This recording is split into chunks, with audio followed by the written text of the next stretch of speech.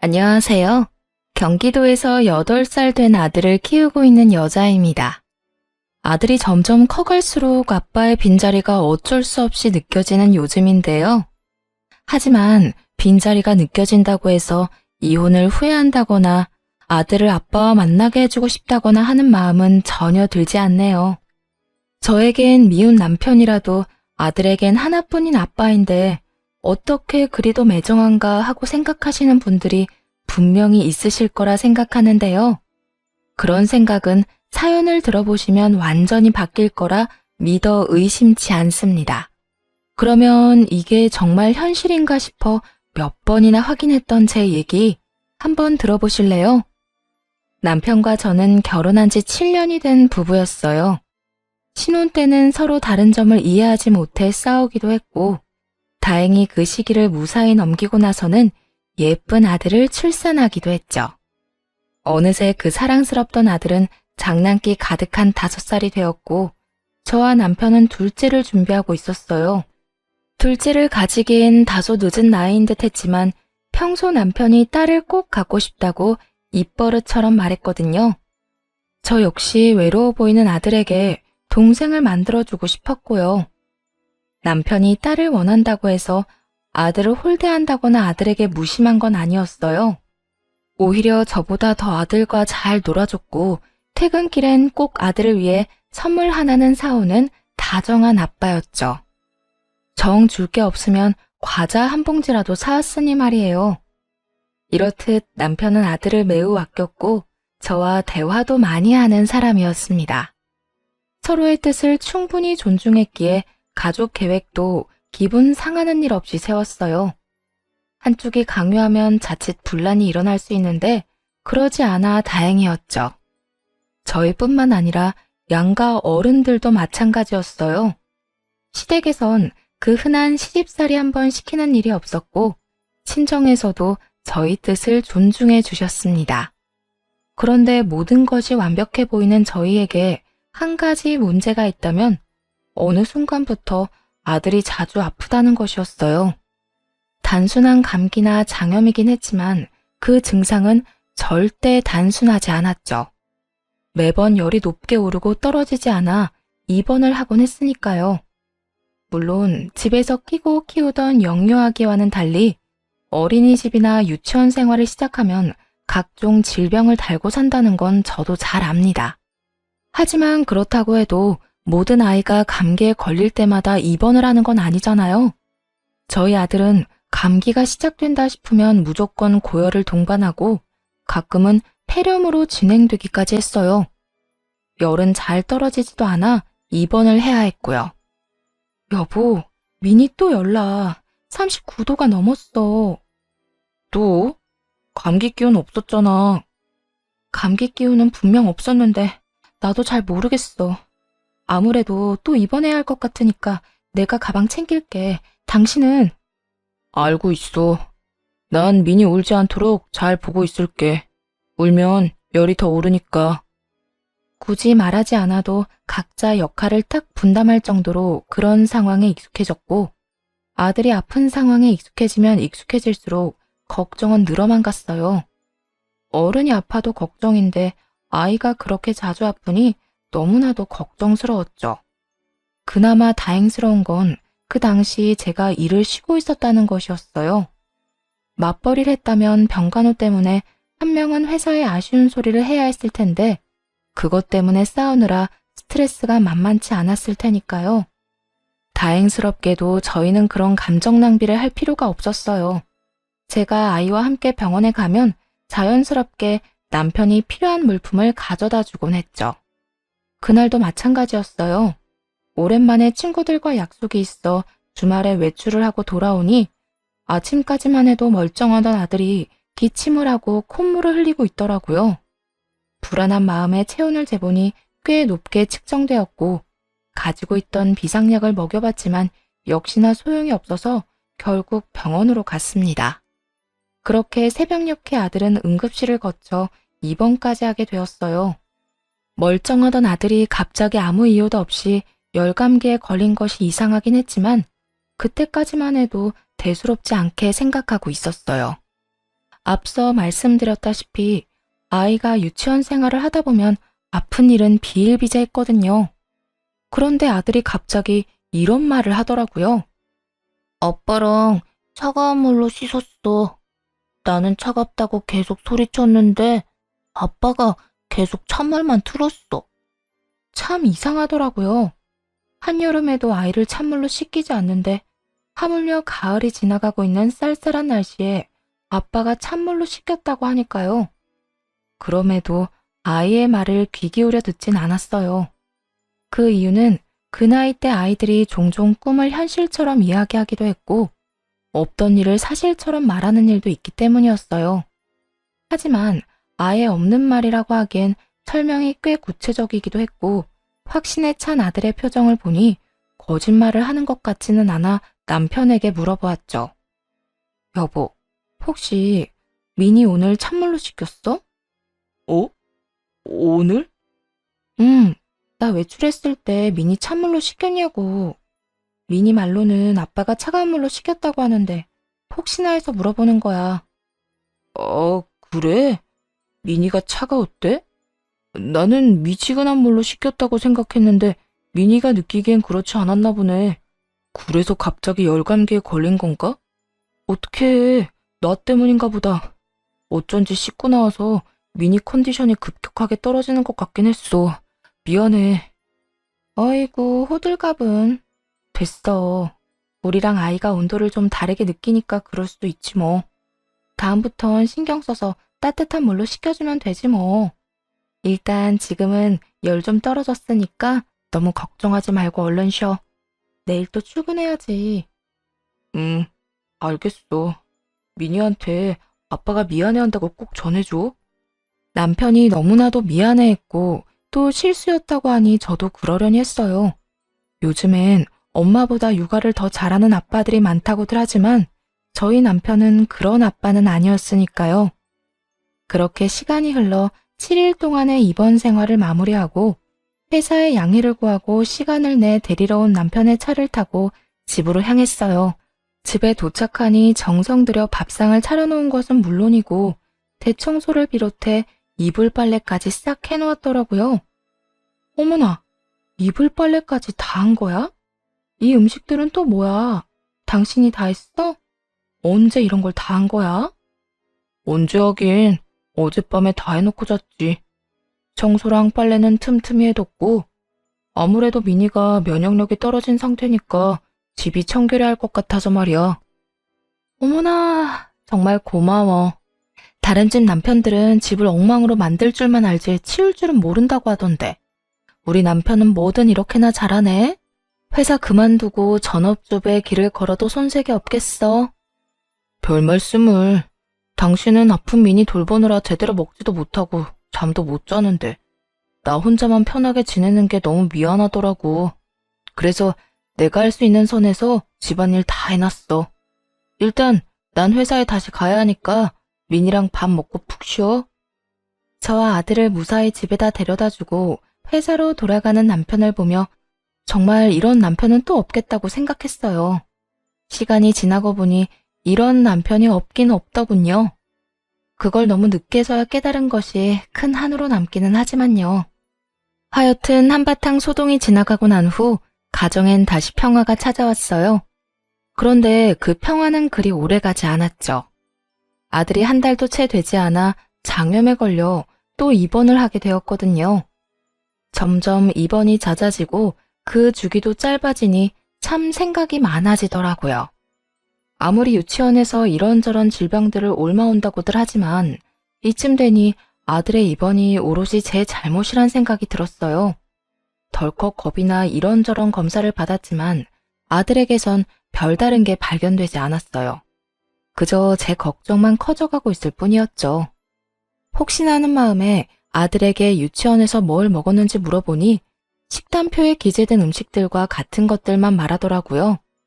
모든 것이 그저 의아하고 걱정스럽던 그 순간 아들의 입에서 너무나도 의심스러운 말이 흘러나왔어요. 그리고 아빠랑 빵이랑 우유 줬어. 그런데 맛이 없었어. 이상했어. 뭐? 아빠가 준 빵이랑 우유가 이상했다고? 아빠가 준 거 맞아? 유치원에서 먹은 게 아니고? 응, 아빠가 줬어. 엄마 몰래 빨리 먹으라고 했어. 밥 먹기 전에 간식 먹으면 안 되는데 민이 예뻐서 주는 거라고. 또 뭔가 이상하더라고요. 평소 아들은 흰 우유와 빵을 가장 좋아했는데 그런 아들의 입에서 맛이 없었다는 말이 나오니까요. 거기에다 그냥 맛이 없는 것도 아니고 이상하다니. 다른 사람도 아닌 친아빠가 상한 것을 줬을 리는 없을 거라 생각했지만 이상하게 심장이 두근두근 하더라고요. 씻길 때 물 온도를 잘못 맞춘 거야 실수였다고 할 수 있지만 동시에 상한 우유와 빵을 줬다는 것은 우연이나 실수라고 하기엔 어려우니까요. 그리고 갑작스럽게 아들의 몸이 안 좋아졌던 날들도 떠올랐어요. 높은 확률로 아빠와 둘만 있는 날에 입원을 해야 할 만큼 아팠거든요. 그때부터였어요. 남편이 의심스럽기 시작한 순간이 말입니다. 하지만 이 모든 것은 말 그대로 저의 의심일 뿐이었고 확실치 않은데 아들에게 괜히 아빠에 대한 안 좋은 기억을 심어주고 싶진 않더군요. 그래서 일단 그 순간에는 최선을 다해 말을 돌린 후 아들의 기분을 맞춰주며 병간호에만 신경을 집중했어요. 그리고 아들의 퇴원날이 되었어요. 다른 때와는 달리 남편이 그날따라 회사에 급한 일이 있어 시간을 내지 못한다며 아들과 함께 조심해서 집으로 가 있으라고 하더라고요. 그래서 아들을 데리고 집으로 향하는데 엘리베이터에서 평소 인사를 하고 지내던 같은 동 아주머니를 만나게 되었어요. 어머, 어디 다녀오나 봐요? 아, 네. 애가 아파서 입원했다가 오늘 퇴원했어요. 어머나, 애도 엄마도 고생 많이 했겠네. 그나저나 아들이 몸에 열이 많은가 봐요. 네? 저희 아들요? 네. 저번에 보니까 아빠랑 아들이랑 둘이 산책하러 가던데 날씨가 쌀쌀한데 아들은 민소매 티에 팬티만 입혀 나왔더라고. 내가 깜짝 놀라서 왜 애는 옷 입히다 말고 데리고 나왔냐고 하니까 애 아빠가 아들이 열이 많아서 옷을 잘 안 입으려고 한다던데? 네? 그때가 언제였는데요?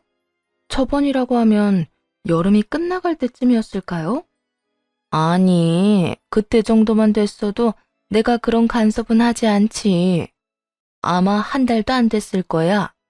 본인은 외투까지 걸쳤는데 애는 그리 얇게 입혔으니 좀 이상해서 물어본 거였어.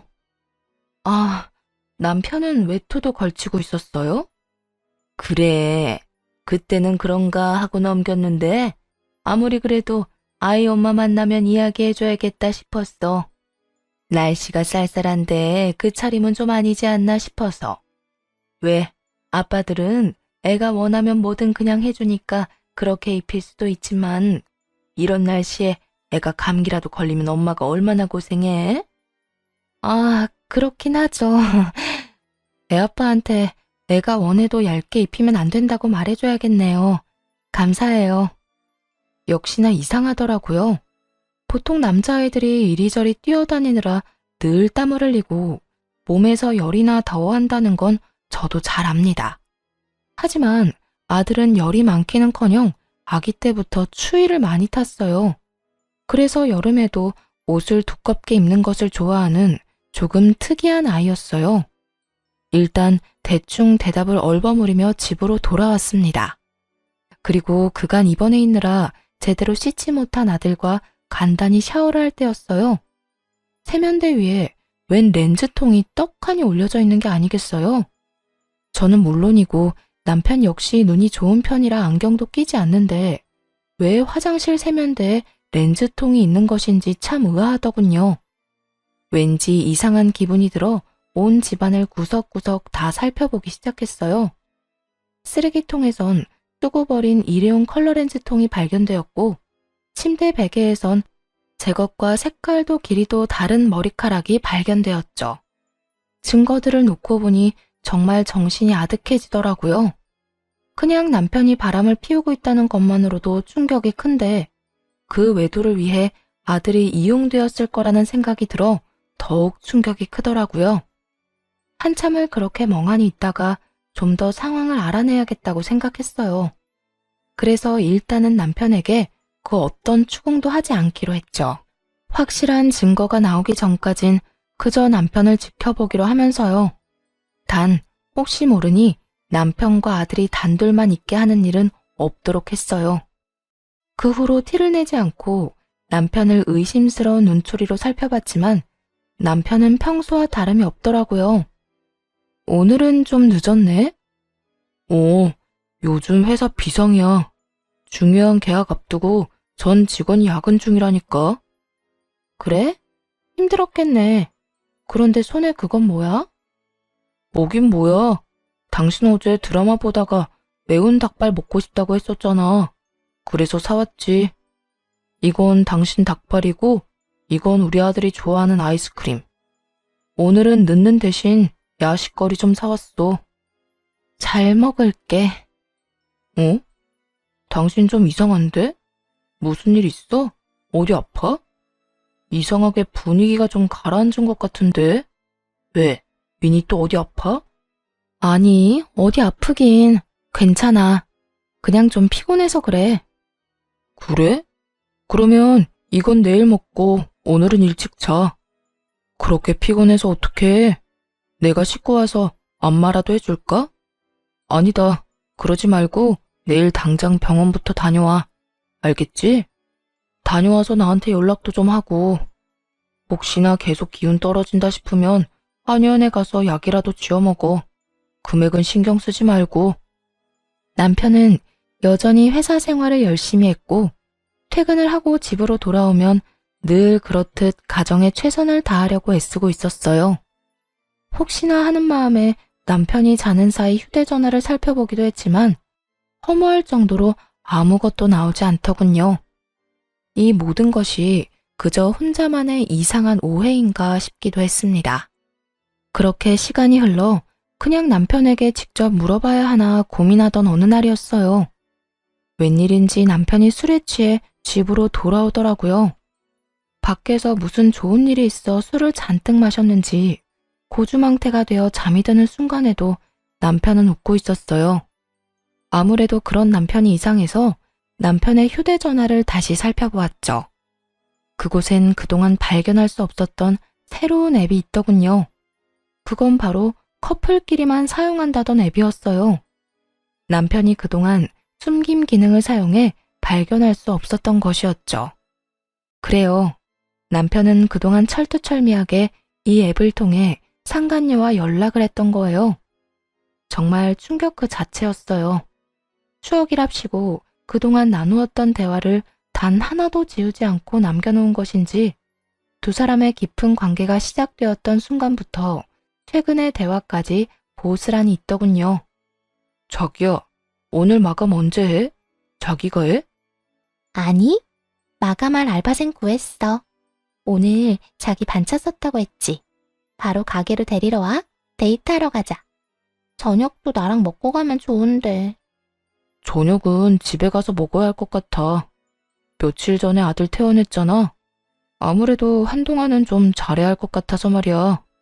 하긴, 그러면 회사에서 나오자마자 바로 가게로 와. 점심만이라도 나랑 먹고 오늘 근교로 드라이브도 가고 그러자. 그래. 바쁜 거만 빨리 마무리해놓고 갈게. 힘들거나 무거운 거 옮기는 일은 하지 말고 둬. 내가 가서 해줄 테니까. 역시 다정해. 이래서 내가 자기 좋아하는 거라니까. 아주 사랑이 넘치는 연인 관계더라고요. 두 사람의 대화를 들으니 상간녀는 남편의 회사 근처에서 꽤 큰 카페를 운영하는데 상간녀 쪽에서 유부남인 남편에게 먼저 접근한 것 같더라고요. 두 사람의 관계는 1년 남짓된 듯 했고 그날 술에 취한 남편이 기분이 좋은 이유도 그 여자 때문이더라고요. 자기야, 나 오늘 산부인과 다녀왔는데 우리 아기 나 닮은 예쁜 딸이래. 뭐? 그게 정말이야? 이게 무슨 일이래? 나는 딸바보 아빠가 될 팔자가 아니라고 생각했는데 자기 덕분에 내가 딸 가진 아빠가 다 되네? 여보세요. 예비 딸바보 아버님. 그래서 이혼은 정말 언제 할 거예요? 설마 우리 귀한 딸 아빠 없는 자식으로 키울 생각은 아니지? 그럴 리가. 기다려봐. 조만간 무슨 수를 써서라도 이혼할 테니까. 이혼 얘기를 꺼내면 그 여자가 반박은 좀 하겠지만 아들에 대한 모든 권한 포기하겠다고 하면 이혼해 줄 거야. 그래? 어쨌든 큰 소리 안 나게 자기가 알아서 잘 이혼해봐. 위자료는 될 수 있으면 안 주는 방향으로 말이야. 그럼 걱정하지 말고 좀 쉬고 계세요. 내가 오늘 일찍 끝내고 가게로 갈 테니까. 네. 상간녀는 임신 중으로 남편이 그렇게나 바라던 딸을 가졌다고 하더군요.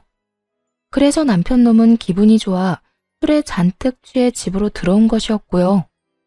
여기까지만 해도 충격이 큰데 더 큰 충격적인 대화가 고스란히 남아있더군요. 그건 바로 남편이 아들을 일부러 아프게 했다는 것이었어요. 저의 예상대로 남편은 제가 자리를 비울 때면 술을 쓰곤 했어요.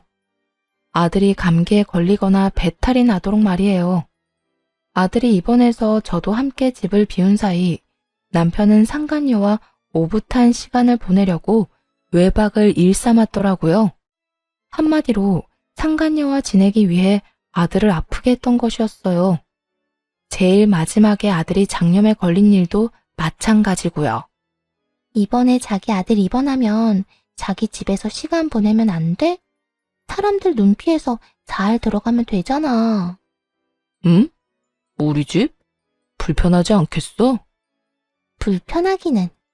나도 자기가 사는 집이 어떤지 궁금하기도 하고 앞으로 우리가 함께 살게 되면 그 집처럼 꾸며놓고 살 텐데 미리 체험한다 생각하고 한번 보고 싶어서. 왜? 안 돼?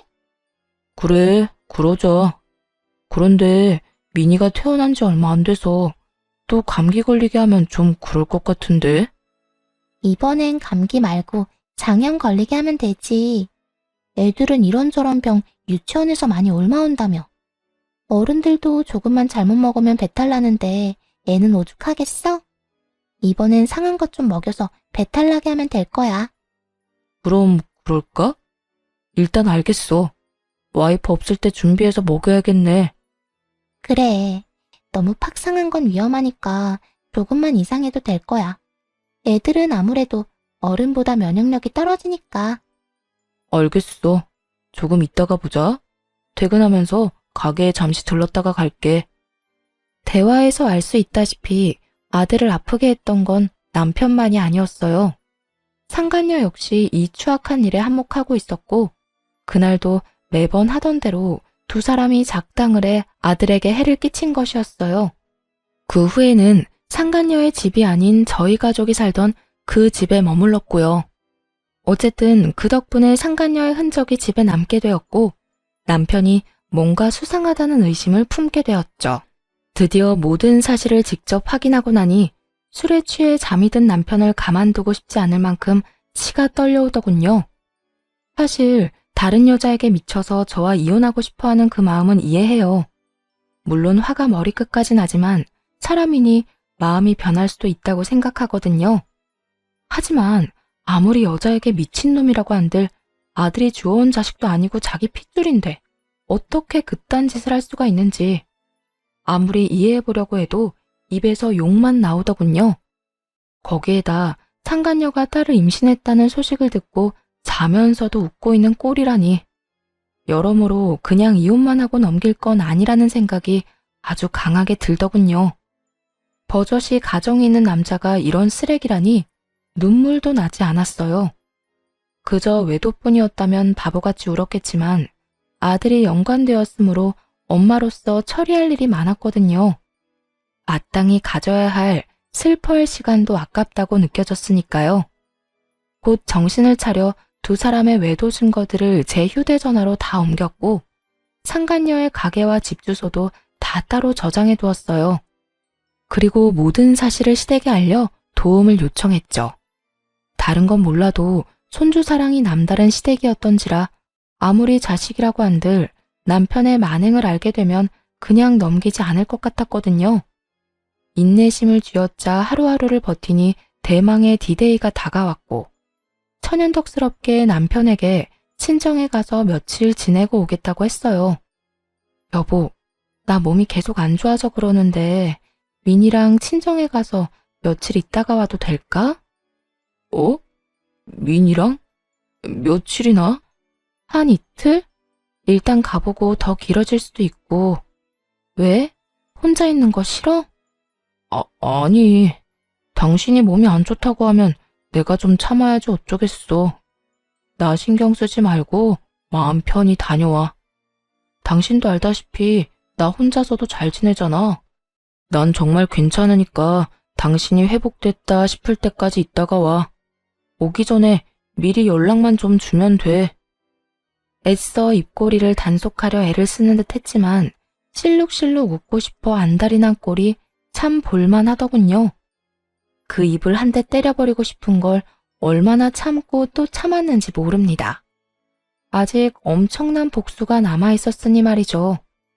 그리고 그날 오후 시부모님을 만나 남편이 퇴근하길 기다렸어요. 남편의 회사가 보이는 구석에 몰래 숨어서요. 얼마나 기다렸을까요? 이르게 퇴근한 남편이 상간녀의 가게로 향하더라고요. 퇴근 시간이기도 했고 워낙 인기가 많은 가게라 손님들이 꽤 많았는데도 두 사람은 구석진 테이블에 자리 잡고 앉아 손을 맞잡고 웃으며 대화를 나눴어요. 모든 것을 지켜본 저와 시부모님은 지체하지 않고 가게로 들어갔죠. 종업원들은 저희를 보고 반갑게 인사를 했지만 상간녀와 남편은 아무것도 모른 채 계속 대화만 나누고 있더라고요. 자기야, 그러면 최소한 이틀은 나랑 있을 수 있는 거네? 나 오늘도 자기네 집에서 잘까? 아니, 그건 좀 불안해. 언제 마음이 바뀌어서 집으로 올지 모르는 일이잖아. 혹시나 새벽에 갑자기 들이닥치면 도망칠 곳도 없다고. 우리 자기 지금 임신 중인데 놀라면 안 되지? 하긴, 그럴 수도 있겠네. 그러면 오늘 우리 집에 가서 영화도 보고 맛있는 것도 시켜 먹자. 나 먹고 싶은 거 엄청 많아. 그래, 다 먹자. 자기가 먹고 싶은 거 다 사줄게. 그나저나 뱃속에 있는 우리 꼬물이 먹성이 좋나 보네. 자기가 뭐 먹고 싶다고 하는 거 처음 들어봐. 예전에는 내가 뭘 해줘도 그냥저냥 먹었는데 요즘엔 뭐든 잘 먹어서 보기 좋아. 이러다 나 살 너무 많이 찌면 어떡해? 난 출산 후에도 날씬하고 싶단 말이야. 자기는 살찌는 체질도 아닐 뿐더러 살쪄도 여전히 예쁠 거야. 그러니까 그런 걱정은 하지 말고 마음껏 먹어. 난 어떤 모습이든 다 좋으니까 말이야. 정말? 그나저나 이제 진짜 이혼 이야기 꺼내야 하는 거 아니야? 그렇지 않아도 무슨 트집을 잡아서 이혼하자고 할까 고민 중이야. 미니가 이 타이밍에 또 아파주면 참 좋을 텐데. 그걸 핑계 삼아서 싸움을 시작하면 될 것 같고. 뭐가 걱정이야? 입원할 정도까지는 아니더라도 감기는 또 걸리게 하면 되지 뭐. 하긴 이번에는 입원이 목적이 아니라 조금 아프게만 하면 되는 거니까. 하여튼 그건 내가 알아서 할 테니까 자기는 아기만 생각하면서 기다리고 있어. 내가 조만간 좋은 소식 가지고 올 테니까. 반신반의하시던 시부모님도 이 이야기를 듣는데 얼굴이 차마 표현할 말이 없을 정도로 구겨지더라고요. 그리고 남편의 입에서 좋은 소식이라는 말이 나온 그 순간 시부가 남편의 뒤통수를 세게 내리치고야 말았죠. 이 미친놈아! 뭐가 어쩌고 좋지? 입원이 목적이 아니라 조금 아프게만 하면 돼. 네가 그러고도 인간이야? 그러고도 아이 아빠라고 할 수 있는 게야? 그러면서 시부는 남편을 향해 호통을 내질렀고 그와 동시에 시모는 상간녀의 머리에 손을 뻗었어요. 이 지옥에서도 안 받아줄 모진 인간 같으니라고. 뱃속에까지 있다는 인간이 뭐? 감기 정도는 또 걸리게 하면 돼? 네가 그러고도 엄마가 될 자격이 있다고 생각해? 시모가 거친 손길로 머리를 잡자 영문을 모르는 상간녀는 도리어 큰 소리를 내며 시모를 뿌리쳤어요. 이 노인네가 진짜 미쳤나? 할머니, 노막 났어요? 나 알아요. 다짜고짜 이게 무슨 짓이야? 이거 놓으라고요. 상간녀가 시모를 있는 힘껏 떼어내자 시모는 바닥에 고꾸라지게 되었죠. 그 와중에 자신의 엄마가 바닥에 엎어진 꼴은 또 보기 싫었는지 남편이 화들짝 놀라며 시모를 부축하려 하더라고요. 하지만 시모는 아들의 손길이 닿는 것조차 소름이 끼친다는 듯 뿌리쳐버렸어요. 순식간에 가게 안은 난장판이 되었고 머리를 쓸어올리며 한숨을 쉬어대던 남편은 시부를 향해 묻기 시작했어요. 도대체 어떻게 상간녀의 가게까지 찾아왔는지 말이에요. 아버지, 여기는 어떻게 오신 거예요? 설마 제가 여기 있는 걸 알고 오신 거예요? 그래 이놈아, 다 알고 찾아왔다. 어떻게 인두겁을 쓰고 그딴 짓까지 할 수 있어? 네가 그러고도 인간인 게야? 여기까지 오신 거 보니 다 아시는 것 같아 말씀드릴게요. 네, 그래요. 저 이 여자랑 만나고 있어요. 만난 지는 1년 정도 됐고 집사람이랑 헤어지고 이 사람이랑 결혼하고 싶어요. 바람이나 비운 주제에 태도가 아주 당당하구나. 막말로 제가 죽을 죄를 지은 것도 아니고 사랑이 죄는 아니잖아요. 조광지처 중요하죠. 그런데 사랑하지도 않는 사람이랑 어떻게 평생을 살겠어요. 그러니까 아버지가 같은 남자로서 저 좀 이해해 주세요. 남편은 소름이 끼칠 정도로 태연한 얼굴로 용서가 아닌 이해를 구했어요. 그런 남편의 태도에 시부는 화가 머리끝까지 났는지 외도를 비롯해 그간 남편이 아들에게 한 짓까지 읊어주며 소리쳤죠. 이 녀석아, 외도를 저지른 것도 큰 죄이지만 네가 저지른 더 큰 죄는 따로 있지 않느냐. 아비라는 인간이 족간 여자랑 외박이나 하려고 제 자식을 아프게 해? 그게 인간으로서 아빠로서 할 짓이야? 도대체 여자한테 얼마나 미쳐있으면 그딴 짓을 할 수가 있냐? 아니, 어떻게 제 자식을 그리 아프게 할 수가 있어? 그것도 한 번도 아니고 여러 번을 말이야. 시부가 남편의 잘못을 모조리 말하자 남편은 그제야 상황을 깨달았는지 타시나무 떨듯 떨며 변명을 하기 시작했어요. 아버지, 아니에요. 어디서 무슨 말을 듣고 이러시는지 모르겠지만 정말 아니라고요. 여보, 무슨 말이라도 좀 해봐. 내가 지금 외도를 저지르고 있는 건 맞지만 나 가정에 충실하고 우리 아들한테 잘했던 거 당신도 잘 알잖아.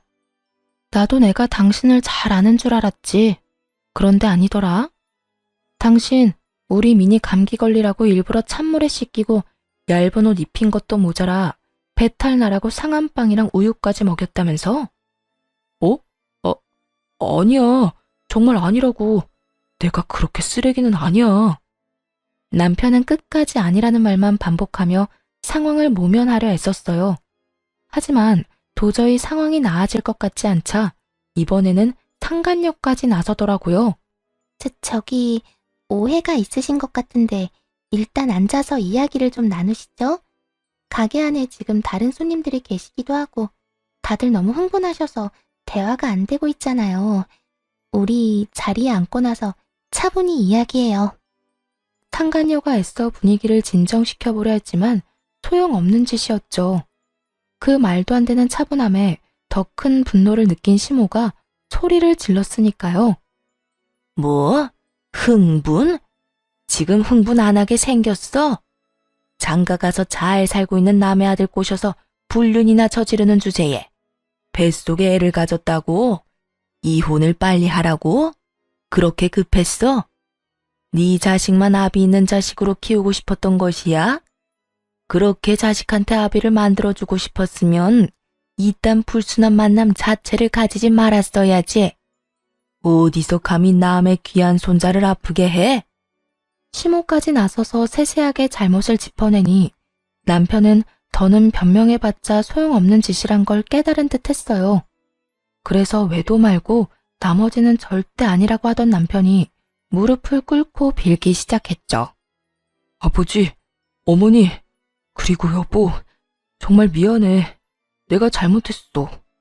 난 그냥 이 여자를 너무 사랑해서 그랬어. 너무 사랑하니까 매 순간 함께하고 싶어서 그랬던 것뿐이라고. 참 기가 막히더라고요.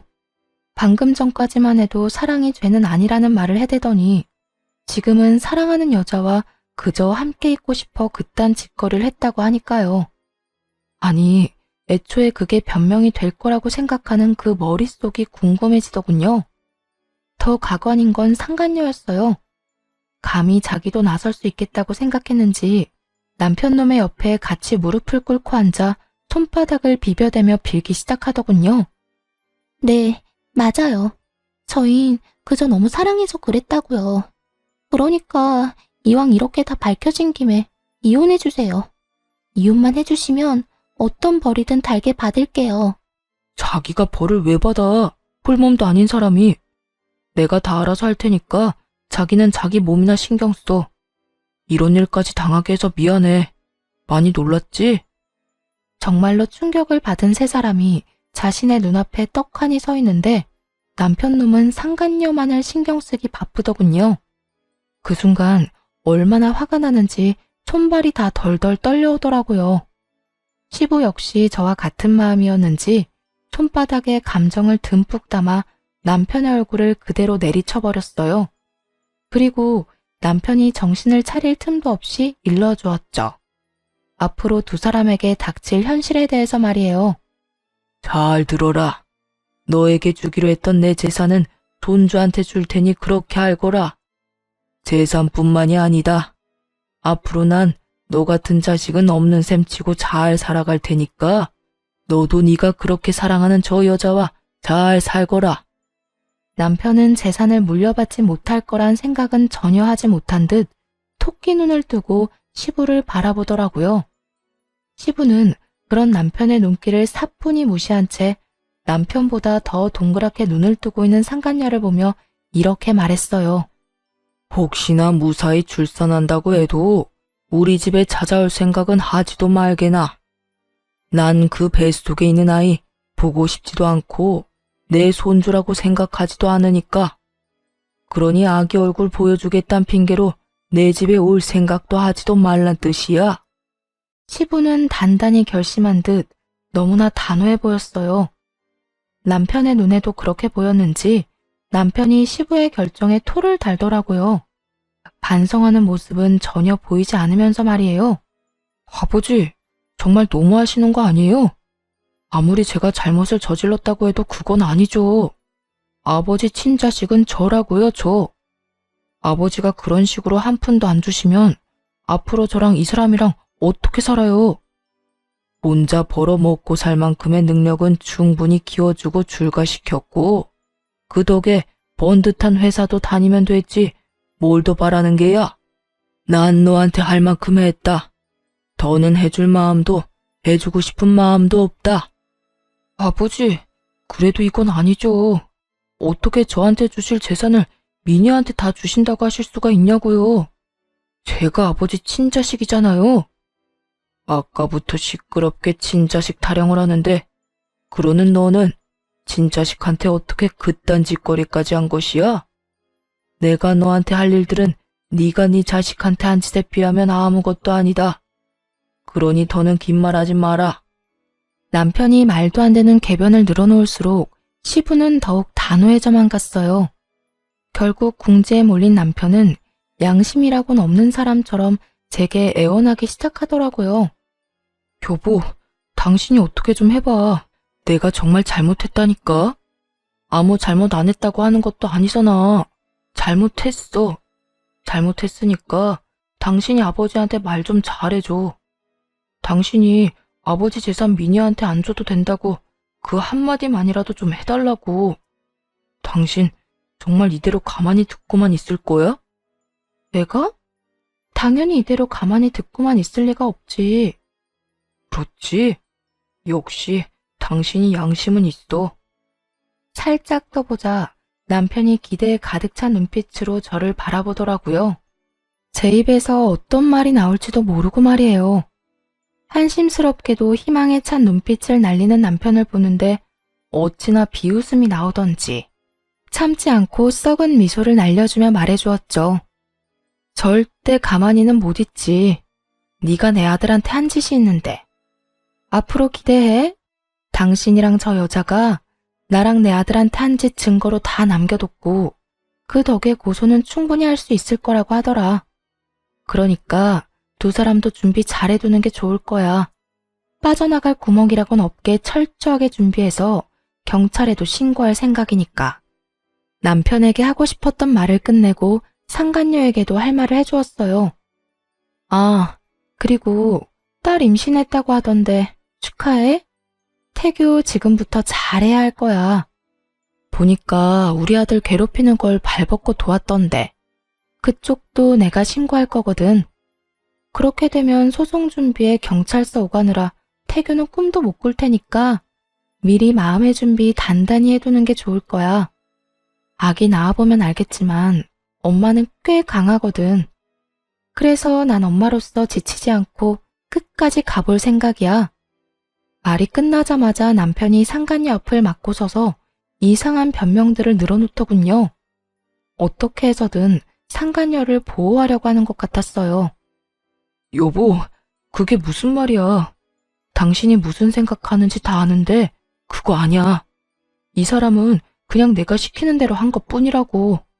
그러니까 나만 괴롭혀. 나한테만 그러라고. 당신도 임신해봤으니까 알 거 아니야. 지금 이 시기가 얼마나 중요한지. 그렇지 않아도 홀몸도 아닌 사람에게 이럴 필요까진 없잖아. 이럴 필요까지 있는지 없는지는 내가 결정해. 당신이 무슨 권리로 나한테 이래라 저래라야? 그리고 아직까지 내 말을 제대로 못 알아듣는 것 같아서 다시 한번 말하는데 나한테 모든 증거가 다 있다니까? 저 여자가 내 아들 아프게 만들려고 했던 것, 당신이 내 아들한테 한 짓, 그리고 나하고 이혼하려고 어떤 계획을 세우고 있었는지까지 전부 말이야. 그러니까 이상한 말로 상황 더 악화시키지 말고 이혼 준비나 잘하고 경찰서에서 부르면 사랑한다던 저 여자 손 꼭 붙잡고 출석이나 잘해. 알겠어? 여보, 진짜 이렇게까지 할 거야? 여보는 무슨 여보야? 내가 이렇게까지만 하는 걸 감사하게 여겨. 지금 내 심정 같아서는 정말 가만두고 싶지 않은데 가까스로 참고 있으니까. 남편이 그제야 저를 붙잡고 애원하기 시작했지만 그 손길이 닿는 것도 싫어 자리를 벗어나 집으로 돌아왔어요. 그 후에도 시부모님은 늦게까지 돌아오지 않으셨는데 알고 보니 상간녀를 닥달해 상간녀의 부모님까지 만나고 오셨다고 하더라고요. 내가 그 여자 부모까지 만나서 다 알려주고 왔다. 당신의 딸이 밖에서 어떤 짓거리를 하고 다녔는지 말이야. 우리만큼 충격이 컸는지 임신한 딸을 쥐잡듯이 잡아대더구나. 혹시나 그 부모의 그 자식이면 어쩌나 했는데 다행스럽게도 부모는 제정신 박힌 사람들인 것 같더구나. 아마 모르긴 몰라도 그 두 사람 어디서도 도움받긴 힘들 거야. 아무리 사는 게 힘들어져도 우리 집은 물론이고 그 집에서도 안 도와줄 테니까. 그러니까 넌 다른 건 신경 쓰지 말고 이혼 잘하고 고소 준비나 잘하려무나. 그래 아가. 넌 다른 건 신경 쓰지도 말고 네가 해야 할 일만 잘하면 된다. 일 처리하다가 힘든 거 있으면 우리한테 말하고. 그리고 재산은 아까 말했다시피 미니한테 물려줄 예정이니 그 돈으로 우리 손자 잘 키우고 너만 건강하게 잘 살면 돼. 그러면서 두 분은 이 상황이 정말 안타깝긴 하지만 여러모로 일이 잘 풀릴 것이라며 저를 안심시켜 주셨어요. 앞으로 도움을 아끼지 않겠다는 말도 해주셨고요. 그렇게 저는 두 분의 도움을 받으며 이혼을 무사히 할 수 있었고 아들을 해한 남편을 경찰에 신고해 구치소 신세를 지게 할 수 있었어요. 상간녀는 자기가 운영하는 가게에서 모든 사실들이 밝혀져 가게 문을 닫게 되었고 저에게 위자료를 주느라 가진 돈도 하나 없이 친정에서 쫓겨났다고 하더군요. 전 남편 역시 구치소 신세를 지게 된 이유가 소문이 쫙 나서 회사에서 바로 잘렸다고 하고요. 시간이 지나 두 사람과 관련된 소문을 들었는데 전 남편은 구치소에서 나와 상간녀와 함께 살림을 차렸다고 하더군요. 죽고 못 사는 둘이서 평생 행복할 거라 생각했을 텐데 오래 가진 않았다고 하고요. 거짓골을 한 두 사람이 신생아를 안고 전 시댁에 찾아왔다고 했으니까요. 우리가 그렇게나 찾아오지 말라 했거늘 갓난 아기를 안고 찾아왔더구나. 아기를 앞세워서 찾아오면 우리가 하는 수 없이 받아줄 거라 생각했던 모양이지. 하지만 어림도 없지암. 길바닥에서 며칠은 나뒹군 꼬락서니를 하고선 찾아왔는데 내 자식이지만 불쌍하기는커녕 통쾌하기까지 했어. 어머님, 혹시 저 때문에 못 받아주고 계신 거면 그러지 않으셔도 돼요. 아무리 큰 잘못을 저질렀다고 한들 하나뿐인 아들이잖아요. 난 이제 아들 없다. 아니, 우린 이제 아들 없다고 생각하기로 했어. 듣기론 그 녀석이 죄취업은 꿈도 못 꾸는 상황이라고 하던데. 고생을 좀 해봐야 자기가 무슨 짓거리를 저질렀는지 잘 알지 않겠니? 우리 집까지 찾아온 걸 보니 그 여자 집에서도 문전박대 당했을 테고. 그딴 짓까지 하더니 꼴 좋다 꼴 좋아. 내심 통쾌하긴 했지만 아무래도 걱정이 되어 용서를 권했더니 전 시모는 단칼에 제 말을 자르며 절대 용서하지 않겠다고 했어요. 제가 말을 얹을 문제도 아닌 것 같아 더 이야기를 꺼내지는 않기로 했습니다. 그 후 수중에 가진 것이 하나도 없었던 두 사람은 빠르게 거짓골이 되어갔고 잦은 다툼을 해대며 곧 이혼할 것 같다는 소식이 들려왔어요. 소식을 전해준 전 시모는 아기가 전 남편의 아기가 아닌 것 같다고 했어요. 전 남편을 하나도 닮지 않은 것은 물론이고 상간녀를 닮은 구석도 없다면서요. 그 소식을 마지막으로 더는 그 인간들의 이야기는 들을 수 없었어요. 앞으로도 이렇게 길을 오가다가 마주칠 일조차 없었으면 하고 바라고 있답니다. 이혼 후 저는 시부모님의 도움으로 작은 가게를 열었어요. 계절은 반복되고 시간이 유수처럼 흘러 3년이라는 세월이 지났네요. 지금은 어느 정도 자리를 잡아 아주 잘 지내고 있어요. 아빠의 자리를 전 시부모님이 대신해주는 덕분에 아들은 제 우려와는 달리 잘 자라주었어요. 모난 구석 하나 없이 사랑 가득한 아이로 크고 있죠. 여전히 전 시부모님들은 아들과 저를 아껴주고 계시고 저 역시 감사한 두 분을 자주 찾아뵈려고 노력하며 지내고 있습니다. 전 남편의 만행을 알고도 막상 이혼하려니 아들에 대한 걱정이 많았지만 아들을 위해 그리고 저를 위해 이혼하고 나니 요즘은 하루하루가 행복하답니다. 물론 전 시댁과 친정의 도움이 없었다면 이렇게 마음 편하게 생활하진 못했겠죠. 하지만 한 가지 확실하게 말씀드릴 수 있는 건 가진 것이 없더라도 저는 이혼을 했을 테고 그 후에 행복했을 거란 것이에요. 그러니 저처럼 힘든 상황 속에서 이혼을 고민하시는 많은 분들, 이혼이 쉽게 결정할 문제는 아니지만 그저 두렵다는 이유로 힘들게 살지는 마세요. 쓰레기 같은 인간과 계속 함께 살 필요는 없잖아요. 저를 보세요. 혼자 아들을 키우면서도 이렇게 행복할 수 있으니까요. 저의 사연은 이제 끝입니다.